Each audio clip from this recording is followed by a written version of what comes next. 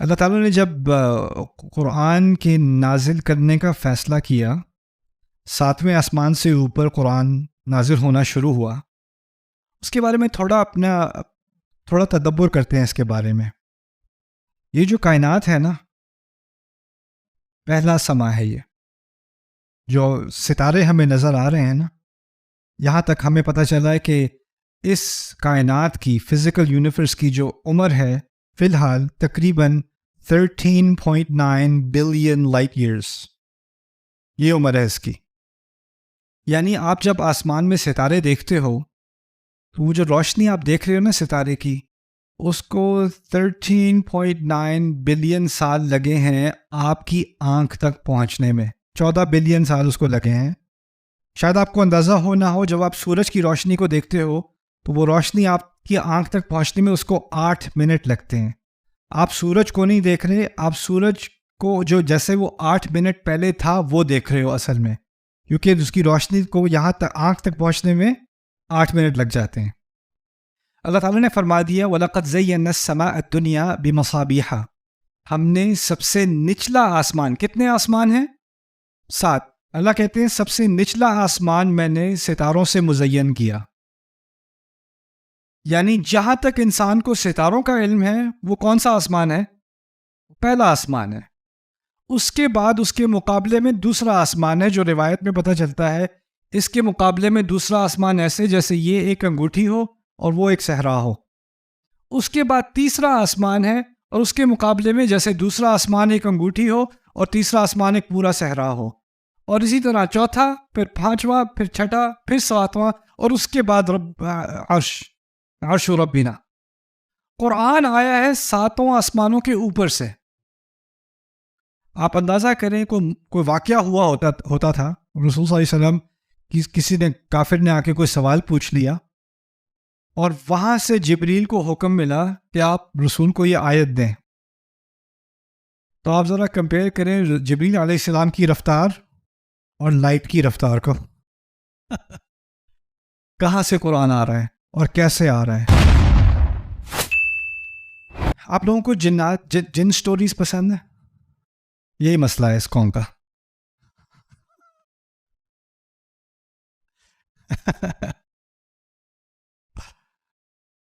جنات کے بارے میں قرآن نے بات کی ہے، تھوڑی سی جن سٹوری سنتے ہیں، تھوڑی سی قرآن سے جن سٹوری۔ اللہ تعالیٰ نے جب قرآن کے نازل کرنے کا فیصلہ کیا، 7ویں آسمان سے اوپر قرآن نازل ہونا شروع ہوا، اس کے بارے میں تھوڑا تدبر کرتے ہیں اس کے بارے میں۔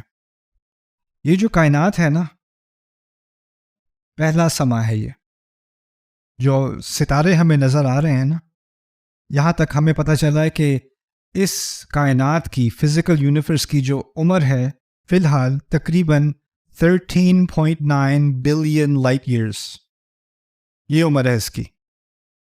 یعنی آپ جب آسمان میں ستارے دیکھتے ہو تو وہ جو روشنی آپ دیکھ رہے ہو نا ستارے کی، اس کو 13.9 بلین سال لگے ہیں آپ کی آنکھ تک پہنچنے میں، 14 بلین سال اس کو لگے ہیں۔ آپ کو پتہ ہے روشنی کی سپیڈ، اس کی رفتار کیا ہے، لیکن اس رفتار کے باوجود وہ اتنا سفر کر کے آپ کی آنکھ تک پہنچی ہے۔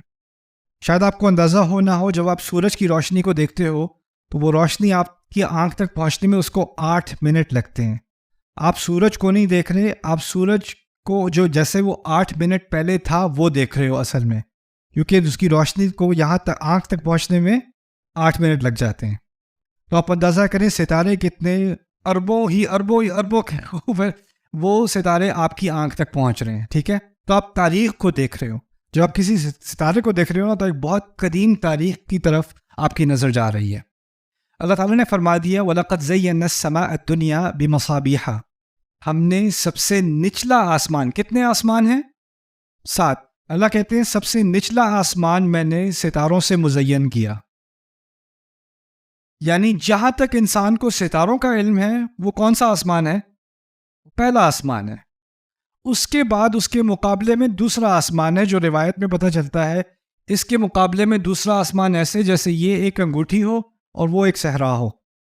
اس کے بعد تیسرا آسمان ہے، اور اس کے مقابلے میں جیسے دوسرا آسمان ایک انگوٹھی ہو اور تیسرا آسمان ایک پورا صحرا ہو، اور اسی طرح چوتھا، پھر پانچواں، پھر چھٹا، پھر ساتواں، اور اس کے بعد رب عرش ربنا۔ قرآن آیا ہے ساتوں آسمانوں کے اوپر سے۔ آپ اندازہ کریں کوئی واقعہ ہوا ہوتا تھا، رسول صلی اللہ علیہ وسلم کسی نے کافر نے آ کے کوئی سوال پوچھ لیا، اور وہاں سے جبریل کو حکم ملا کہ آپ رسول کو یہ آیت دیں، تو آپ ذرا کمپیئر کریں جبریل علیہ السلام کی رفتار اور لائٹ کی رفتار کو۔ کہاں سے قرآن آ رہا ہے اور کیسے آ رہا ہے؟ اور پھر آپ اندازہ کریں کہ جو ساؤنڈ ہے نا، ساؤنڈ آواز زیادہ تیز ہے رفتار میں یا روشنی؟ روشنی یعنی آواز سے تیز تو اب جیٹ بھی ہے نا، jets can travel faster than the speed of sound.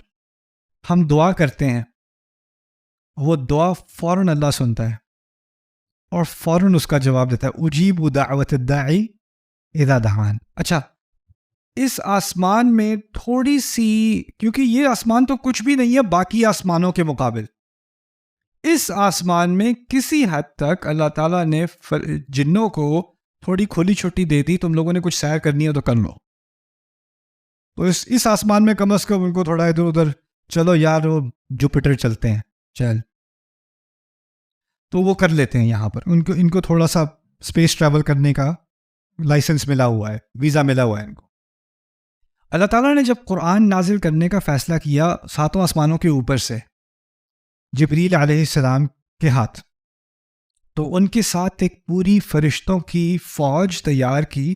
جب کوئی بہت اہم ڈاکیومنٹ ہوتا ہے نا، تو وہ صرف آپ اپنے بیگ میں ڈال کے ٹرین میں نہیں بیٹھ جاتے، ایک پوری اس کے ساتھ سیکیورٹی ڈیٹیل ہوتی ہے، اور ایک پورا انٹوراج جاتا ہے، اور پھر اس کے ساتھ آگے بھی فوجی پیچھے بھی فوجی، اور پھر وہ کاروان چلتا ہے ایک چیز ڈیلیور کرنے کے لیے، ہے نا۔ تو اللہ تعالیٰ نے قرآن میں بتایا مطاع ثم امین، ان کی بہت بڑی فالوئنگ ہے، اور پھر وہ قرآن لے کر آتے ہیں جبریل علیہ السلام، ٹھیک ہے۔ تو جب وہ آ رہے تھے تو اللہ تعالیٰ نے ایک معاملہ کیا جو یہاں پاکستان میں بہت ہوتا ہے، اس کی مثال پاکستان میں بہت ہوتی ہے۔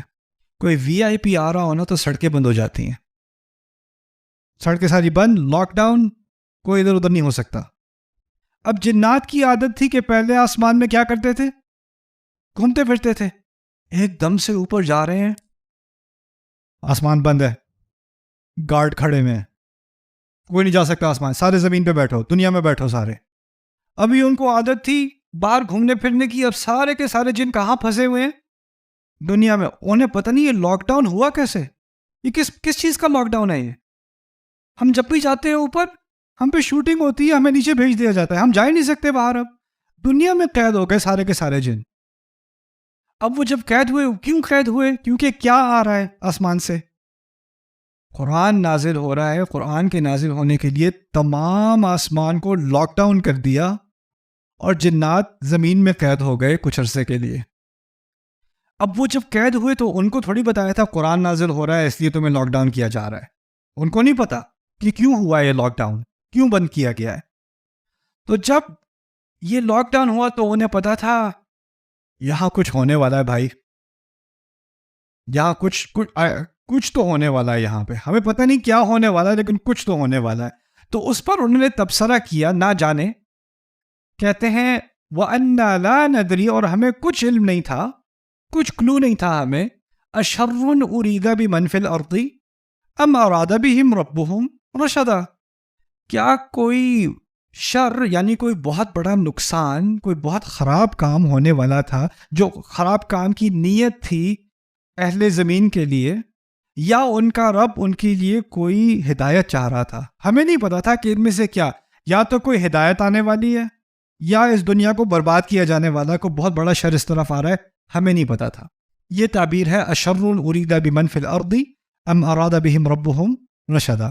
اب غور سے سننا اور آپ مجھے بتانا، اگر میں کہوں خرابی کا ارادہ کیا گیا، خرابی کا ارادہ کیا گیا، اور پھر میں کہوں اللہ نے اچھائی کا ارادہ کیا، پہلی تعبیر کیا کہی تھی میں نے؟ خرابی کا ارادہ کیا گیا۔ جو پہلی تعبیر ہے اس میں نے اللہ کا ذکر کیا، نہیں. کس کا ارادہ ہے اس کا ذکر کیا؟ نہیں. دوسری میں جب میں نے کہا اللہ نے اچھائی کا ارادہ کیا، اللہ کا ذکر کیا؟